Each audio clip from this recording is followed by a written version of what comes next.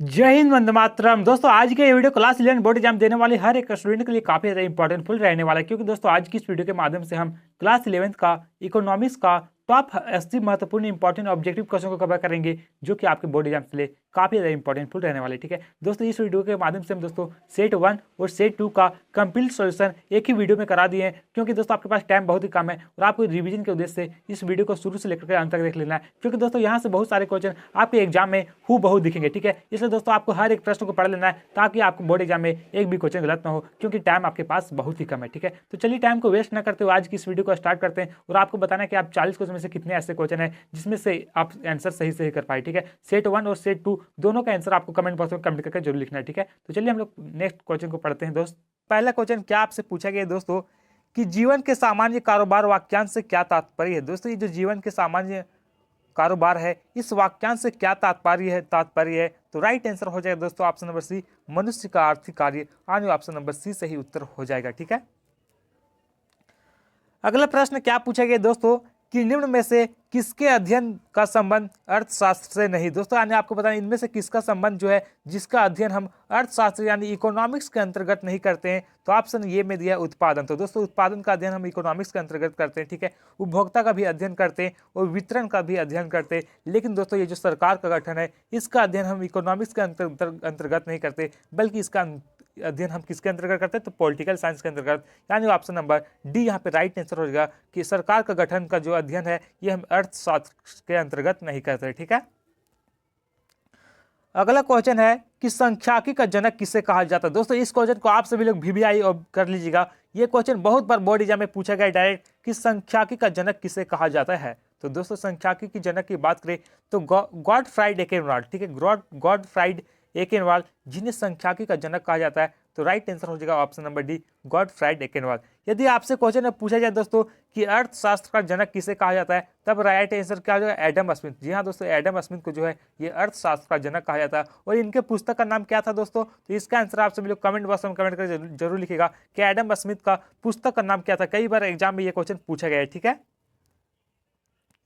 अगला प्रश्न दोस्तों कि बहुवचन में शब्द सांख्यिकी से क्या तात्पर्य है। दोस्तों ये जो बहुवचन में शब्द सांख्यिकी है इससे क्या तात्पर्य है। तो राइट आंसर हो जाएगा ऑप्शन नंबर यहाँ पे डी, संख्यात्मक मान, आंकड़ा और सांख्यिकी तथ्य, ये तीनों इससे संबंधित है। तो ऑप्शन डी राइट आंसर हो जाएगा इनमें से सभी। ठीक है,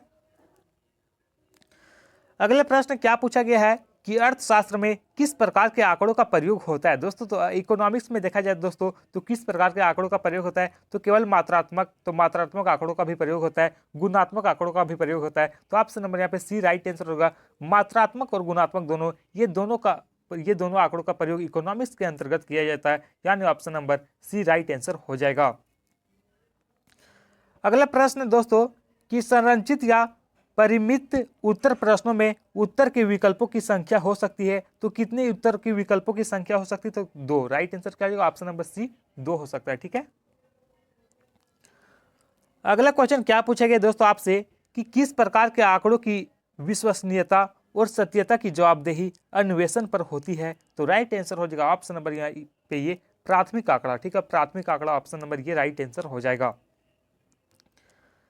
अगला प्रश्न क्या पूछा गया आपसे कि आंकड़ा संग्रह के लिए सूचनाएं एकत्रित करने वाला व्यक्ति क्या कहलाता है। दोस्तों कोई भी आंकड़ा को संग्रह करता है या फिर एकत्रित करता है तो उस व्यक्ति को क्या कहा जाता है दोस्तों, तो उस व्यक्ति को इकोनॉमिक्स के अंतर्गत देखा जाए तो अन्वेषक या प्रेक्षक कहा जाता है, यानी option number C right answer हो जाएगा। दोस्तों यहाँ पे जितने भी क्वेश्चन बताए जा रहे हैं ये सभी क्वेश्चन आपके बोर्ड एग्जाम्स के लिए बहुत ज़्यादा इंपॉर्टेंट फुल रहने वाले, इसलिए आप इस वीडियो को लास्ट तक जरूर देखेगा और आपको बताना कि आप 40 क्वेश्चन में से कितने ऐसे क्वेश्चन थे जिसका आंसर आप सही सही कर पाए। ठीक है, अपना स्कोर जो है ये कमेंट बॉक्स में कमेंट करके जरूर लिखना है। ठीक है, आप सभी को। ठीक है, अगला क्वेश्चन क्या पूछा गया है कि इनमें से किस विधि में प्रगणक का उत्तरदाता से प्रत्यक्ष संपर्क होता है। यानी कहने का मतलब यह है कि दोस्तों इनमें से कौन सी विधि में जिससे कोई भी व्यक्ति का जो संपर्क है वो डायरेक्ट होता है। ठीक है, तो ईमेल में देखा जाए दोस्तों तो इसमें तो हम टेक्स्ट मैसेज करते हैं, तो इसमें तो डायरेक्ट संपर्क नहीं होता है। टेलीफोन सर्वेक्षण में बात करें तो इसमें तो हम फोन के माध्यम से बात करते हैं और डाक सर्वेक्षण में भी डायरेक्ट संपर्क नहीं होता है। लेकिन दोस्तों ये जो है व्यक्तित्व साक्षात्कार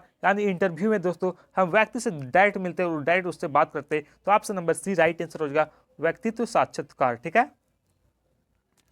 अगला क्वेश्चन जो कि बहुत ज्यादा इंपॉर्टेंट क्वेश्चन दोस्तों, इस क्वेश्चन को आप सभी लोग VBI कर लीजिएगा। ठीक है, कि स्वतंत्रता प्राप्ति के बाद भारत में सर्वप्रथम कब जनगणना कार्य हुआ था? दोस्तों जब भारत आज़ाद हुआ 15 अगस्त, ठीक है, 15 अगस्त 1947 ईस्वी में दोस्तों भारत आज़ाद हो चुका था, ठीक है। उसके बाद दोस्तों भारत में पहली बार जनगणना कब हुआ था? तो राइट आंसर क्या हो जाएगा? 1951 ईस्वी में दोस्तों पहली बार स्वतंत्रता प्राप्ति के बाद जनगणना हुआ था, यानी option number B right answer हो जाएगा। और दोस्तों जनगणना जो है वो भारत में प्रत्येक 10 वर्षों पर कराया जाता है, ठीक है। ये भी आपको याद रखना है कि भारत में जनगणना कितने वर्षों के अंतराल में कराया जाता है? तो 10 वर्ष, ठीक है।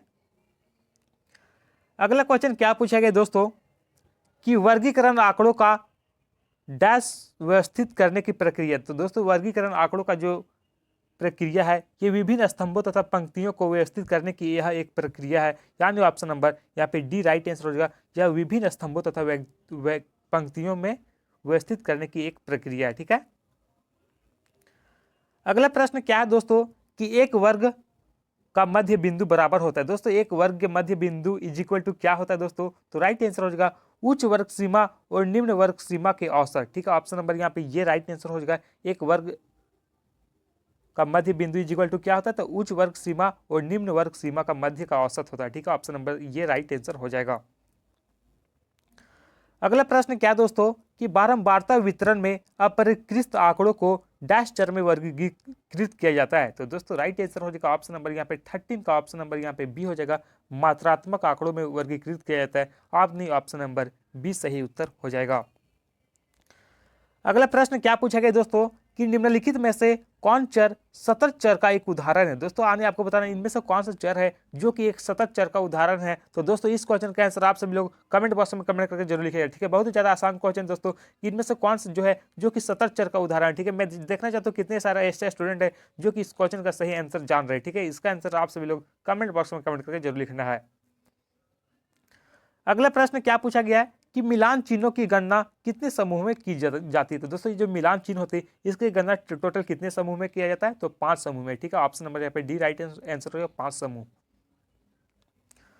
अगला क्वेश्चन जो कि बहुत ही ज्यादा लॉन्ग क्वेश्चन दोस्तों, आप देख सकते हैं कि बिहार के एक शहर में 8 सितंबर 2005 को पेट्रोल तथा डीजल की कीमतों में वृद्धि के विरोध में आयोजित एक बंद के दौरान 5 पेट्रोल पंप खुले, ठीक है, और 7 पेट्रोल पंप बंद पाए गए और 2 विद्यालय बंद तथा 9 विद्यालय खुले पाए गए। तो यह उदाहरण आंकड़ों के किस प्रकार के प्रस्तुतिकरण को प्रदर्शित कर रहा है? तो यह किस आंकड़े को प्रदर्शित कर रहा है दोस्तों? तो राइट आंसर हो जाएगा ऑप्शन नंबर यहाँ पे बी, पाठ विषयक, ठीक है। Option number B right answer हो जाएगा। अगला प्रश्न क्या पूछा गया है कि कक्षा 11 की अध्यापिका आंकड़े को पंक्तियों यानी क्षैतिज और ऊर्ध्वाधर रूपों में कक्षा में दिखाती है, वह आंकड़ों को किस प्रकार प्रस्तुत कर रही है? तो दोस्तों क्षैतिज और ऊर्ध्वाधर दोनों में दिखा रही, तो ये आंकड़े को किस प्रकार से प्रस्तुत कर रही दोस्तों? तो सारणीकरण में, ठीक है। ऑप्शन नंबर यहाँ पे सी राइट आंसर होगा, सारणीकरण।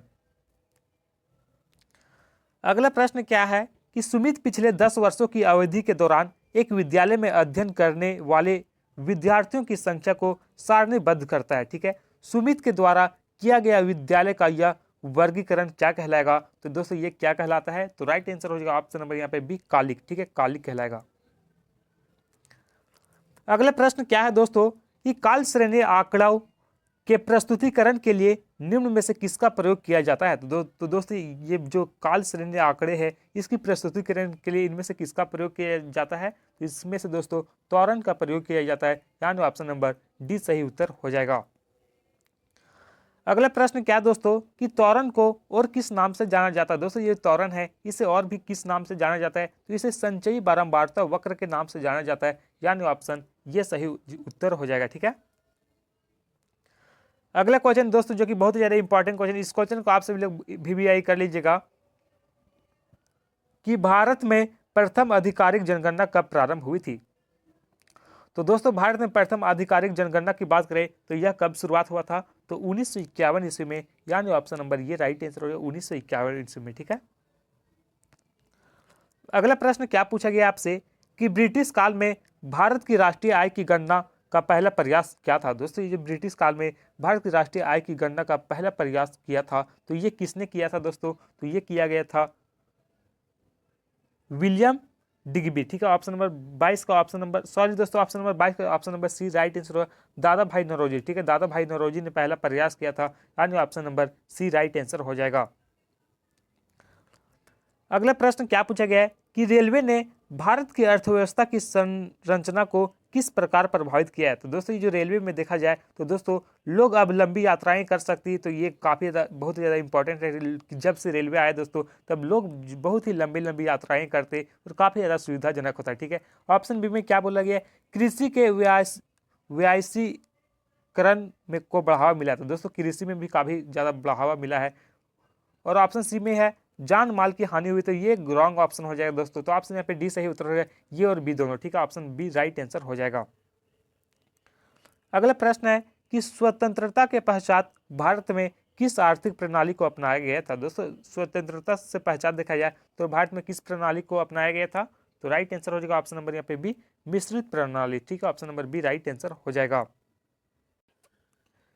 अगला प्रश्न क्या पूछा गया दोस्तों आपसे कि औपनिवेशिक काल में भारत के औद्योगिकरण के पीछे विदेशी शासकों के क्या उद्देश्य थे। तो दोस्तों अपने ये जो औद्योगिकरण के पीछे औपनिवेशिक काल में इनका क्या विदेशी शासकों का क्या उद्देश्य था, तो भारत को कच्चे माल का निर्यात बनाना, तो ये इनका उद्देश्य था, पहला उद्देश्य दोस्तों। दूसरा उद्देश्य की बात करें तो भारत को एक विशाल बाजार बनाना, तो ये भी इनका उद्देश्य था। ऑप्शन सी में दिए गए भारतीय उद्योगों का विकास करना, तो ये इनका उद्देश्य नहीं था, यानी ऑप्शन नंबर डी सही उत्तर हो जाएगा, ये और भी दोनों। यानी दोस्तों भारत को कच्चे माल का एक निर्यातक बनाना इनका उद्देश्य था। ठीक है, और दूसरा क्या था, तो भारत को एक विशाल बाजार बनाना। ठीक है, ये इनका उद्देश्य था, यानी ऑप्शन नंबर डी सही उत्तर हो जाएगा। अगला प्रश्न है कि किसी वस्तु का निर्माण निर्धारण बाजार में किसके द्वारा होता है। दोस्तों कोई भी वस्तु का जो निर्माण है उसका निर्धारण बाजार में किसके द्वारा होता है। ठीक है, कोई भी वस्तु है इसका कीमत निर्धारण जो होता है दोस्तों ये मार्केट में किसके द्वारा होता है, तो केवल मांग के द्वारा तो नहीं दोस्तों, केवल पूर्ति के द्वारा तो इसके द्वारा भी नहीं होता है, मांग और पूर्ति दोनों द्वारा होता है। ठीक है, ऑप्शन नंबर सी से आंसर हो जाएगा, मांग और पूर्ति द्वारा किसी भी वस्तु का कीमत निर्धारण बाजार में होता है। ठीक है, option number C right answer हो जाएगा। अगला प्रश्न है कि राष्ट्रीय योजना समिति का गठन कब किया गया था। दोस्तों ये जो राष्ट्रीय योजना समिति है इसकी गठन की बात करें तो इसकी गठन कब हुई थी, तो 1938 ईस्वी में, यानी ऑप्शन नंबर बी सही उत्तर हो जाएगा। अगला प्रश्न क्या पूछा गया है जो कि बहुत ही ज्यादा आसान क्वेश्चन दोस्तों कि पंचवर्षीय योजना की अवधि कितनी होती, तो पंचवर्षीय योजना की अवधि कितनी होती, तो 5 वर्ष। ठीक है, ऑप्शन नंबर ये सही उत्तर हो जाएगा 5 वर्ष। अगला क्वेश्चन क्या है कि किस प्रकार की आर्थिक प्रणाली में उत्पादित वस्तुओं को लोगों के बीच उनकी कार्य क्षमता, ठीक है, कार्य क्षमता के आधार पर वितरित किया जाता है। दोस्तों वितरित किया जाता है, तो राइट आंसर क्या हो जाएगा 29 का ऑप्शन नंबर यहाँ पे डी पूंजीवादी में। ठीक है, option number D right answer हो जाएगा। अगला प्रश्न है कि भारत की प्रथम औद्योगिक नीति की घोषणा कब की गई थी। तो दोस्तों भारत की प्रथम औद्योगिक नीति की घोषणा की बात करें तो इसकी घोषणा जो है ये 1948 ईस्वी में हुआ था, यानी ऑप्शन बी राइट आंसर होगा 1948। ठीक है, अगला प्रश्न है कि भारतीय सांख्यिकी संस्थान कहाँ अवस्थित है। दोस्तों ये जो भारतीय सांख्यिकी संस्थान है इसकी ये कहाँ पर स्थित है, तो ये है दोस्तों कोलकाता में, यानी ऑप्शन सी राइट आंसर हो जाएगा कोलकाता। अगला प्रश्न क्या पूछा गया है कि आर्थिक समृद्धि का प्रमाणिक सूचक डैश है। तो इसका प्रमाणिक सूचक क्या है दोस्तों आर्थिक समृद्धि का, तो 32 का सही उत्तर हो जाएगा ऑप्शन नंबर यहाँ पे ये सकल घरेलू उत्पाद। ठीक है, ऑप्शन नंबर ये राइट आंसर हो जाएगा। अगला प्रश्न जो कि बहुत ज्यादा इंपॉर्टेंट क्वेश्चन दोस्तों, ये भी क्वेश्चन बहुत बार क्लास 11 का बोर्ड एग्जाम में डायरेक्ट पूछा गया है कि विश्व व्यापार संगठन, ठीक है, यानी WTO की स्थापना कब की गई थी। तो दोस्तों ये जो WTO है यानी विश्व व्यापार संगठन, इसकी स्थापना की बात करें तो इसकी स्थापना 1995 ईस्वी में हुआ था, यानी ऑप्शन नंबर बी सही उत्तर हो जाएगा। ठीक है,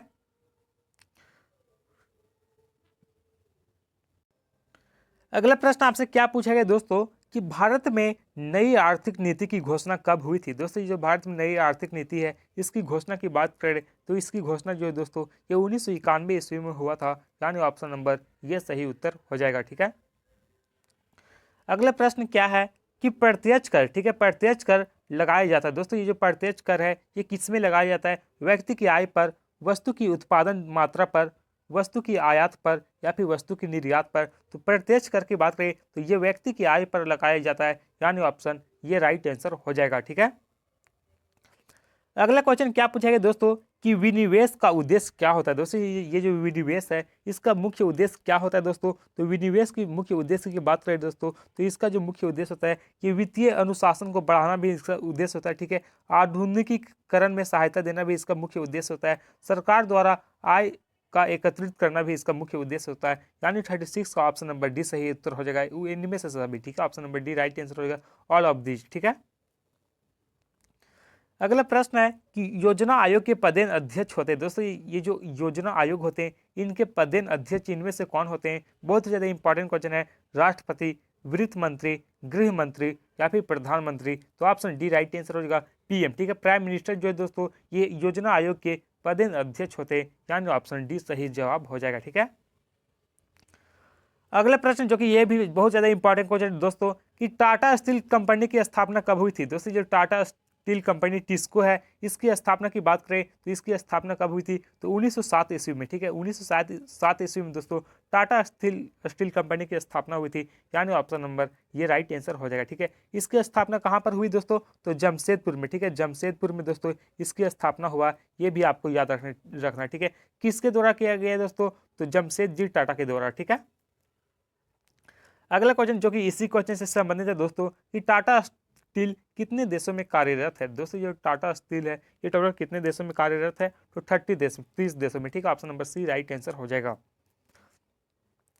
अगला प्रश्न है कि विश्व बैंक को किस नाम से जाना जाता है। दोस्तों बहुत ही ज़्यादा आसान क्वेश्चन है कि विश्व बैंक को इनमें से कौन सा नाम से जाना जाता है। इस क्वेश्चन का भी आंसर आप सभी लोग कमेंट बॉक्स में कमेंट करके जरूर लिखिएगा, ठीक है। मैंने दोस्तों इस वीडियो में 2 क्वेश्चन का आंसर कमेंट बॉक्स में कमेंट करके लिखने बोला, मैं आप सभी लोग दोनों क्वेश्चन का आंसर। तो दोस्तों इस प्रकार से हम लोगों ने दोस्तों सेट 1 का कंप्लीट सॉल्यूशन को कवर कर लिया, ठीक है। अब आपको बताना दोस्तों कि सेट 1 में कितने ऐसे क्वेश्चन थे जिसका आंसर आपको पहले से याद था। हर एक स्टूडेंट दोस्तों ईमानदारी पूर्वक कमेंट बॉक्स में कमेंट करके जरूर लिखेगा, ठीक है। अब हम लोग दोस्तों नेक्स्ट सेट को पढ़ेंगे जहां पर आपको सभी को 40 क्वेश्चन देखने के लिए मिलेंगे, ठीक है। आपको दोस्तों वीडियो को लास्ट तक देखना है क्योंकि दोस्तों आपके पास टाइम बहुत ही कम है और आपको रिवीजन के उद्देश्य से हर एक प्रश्न को पढ़ लेना है। हो सकता है बहुत सारे ऐसे क्वेश्चन होंगे दोस्तों जिनका आंसर आपको पहले से याद होगा, लेकिन दोस्तों आपको रिवीजन कर लेना है ताकि आपका बोर्ड एग्जाम में किसी भी प्रकार से कोई भी क्वेश्चन गलत ना हो, किसी भी प्रकार से कोई भी कंफ्यूजन ना हो। तो चलिए हम लोग नेक्स्ट सेट को पढ़ते हैं। और पहला क्वेश्चन क्या पूछा गया आपसे दोस्तों कि निम्नलिखित में से प्रश्नावली की एक विशेषता कौन सी नहीं है। दोस्तों आपको बताना है कि इनमें से कौन सा जो है जो कि एक प्रश्नावली की विशेषता नहीं है, ठीक है। तो ऑप्शन ए में क्या पूछा गया है,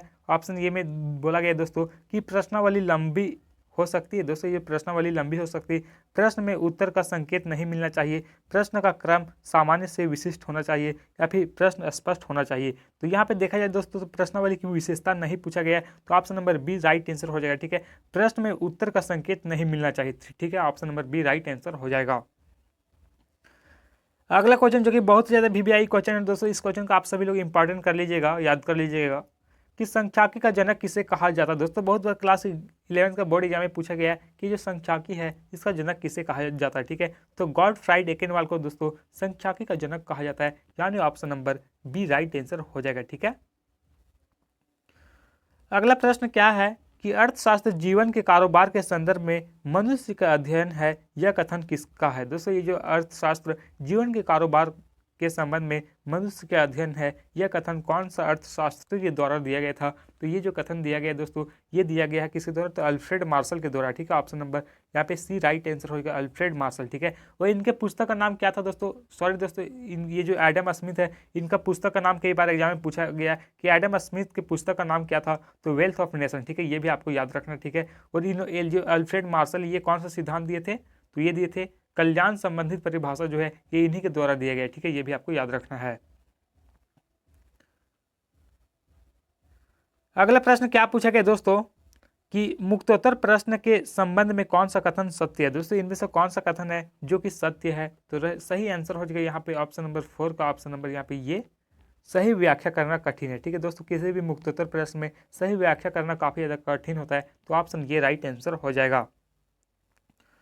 अगला प्रश्न है कि परास का अर्थ क्या होता है। दोस्तों ये जो परास है इसका शाब्दिक अर्थ क्या होता है, तो परास का शाब्दिक अर्थ की बात करें दोस्तों तो इसका शाब्दिक अर्थ क्या होता है, तो सही उत्तर हो जाएगा ऑप्शन नंबर यहाँ पे ये अधिकतम और न्यूनतम प्रेक्षणों के बीच का अंतर को परास कहते हैं, ठीक है। ऑप्शन नंबर ये राइट आंसर हो जाएगा।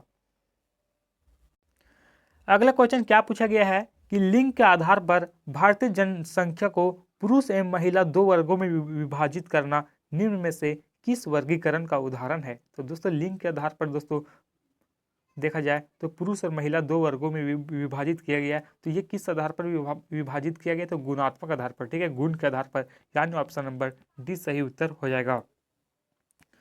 अगला क्वेश्चन क्या है कि किस सारणी में पंक्ति शीर्षक को कहा जाता है? दोस्तों किसी सारणी में ये जो पंक्ति शीर्षक होता है इसे क्या कहा जाता है? तो इसे अवशीर्ष कहा जाता है, ठीक है, ऑप्शन नंबर सी सही उत्तर हो जाएगा, अवशीर्ष।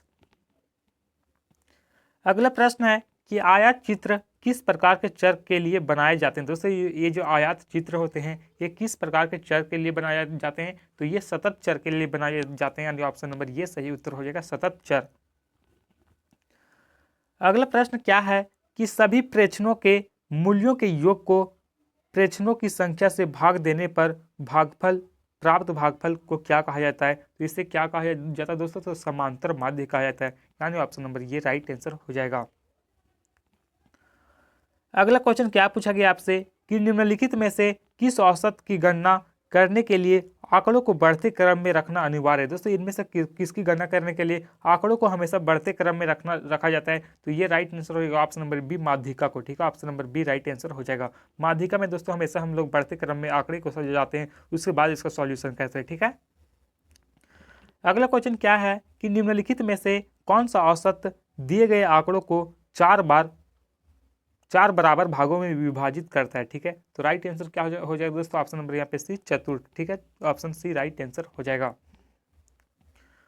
अगला प्रश्न है कि मानक विचलन के सापेक्ष माप को क्या कहा जाता है? दोस्तों ये जो मानक विचलन होते हैं इसके सापेक्ष माप को क्या कहा जाता है? तो इसके सापेक्ष माप को दोस्तों परास गुणांक भी कहा जाता है, विचलन गुणांक भी कहा जाता है और विचलन गुणांक भी कहा जाता है, विरचन और विचलन दोनों कहा जाता है, ठीक है, option number D right answer होगा। इनमें से सभी ये सभी कहा जाता है मानक विचलन को, ठीक है।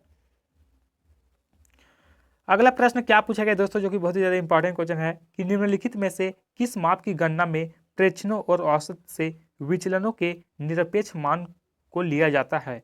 तो ये किस में लिया जाता है दोस्तों? तो ये लिया जाता है माध्य विचलन में, यानी option number B right answer हो जाएगा, माध्य विचलन, ठीक है।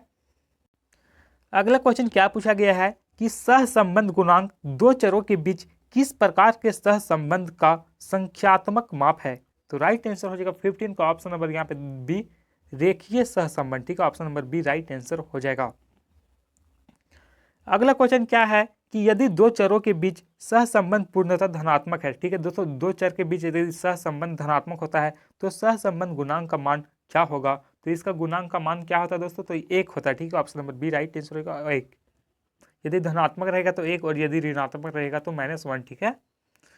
अगला क्वेश्चन क्या पूछा गया है कि कोटि सहसंबंध के विकास का श्रेय किसे जाता है? दोस्तों ये जो कोटि सहसंबंध है इसके विकास का श्रेय इनमें से किसे जाता है? तो इसकी विकास के श्रेय की बात करें दोस्तों तो इसे जाता है स्पीयरमैन को, ठीक है, option number C right answer हो जाएगा, स्पीयरमैन।